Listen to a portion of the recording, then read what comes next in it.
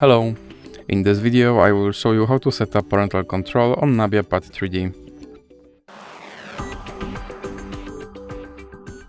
So you have to start with opening your settings application and then scroll down and click on Google.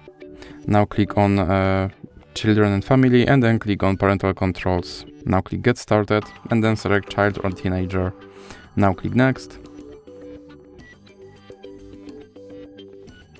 And here click on Other, create account for your child. And now you have to enter your child's email address.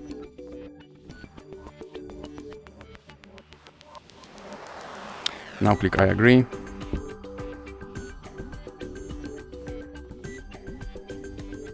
And then click accept.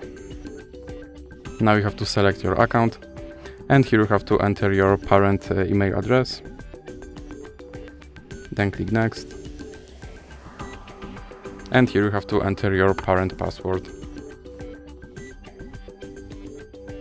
And now you have to scroll down. And here you have to enter your child password again.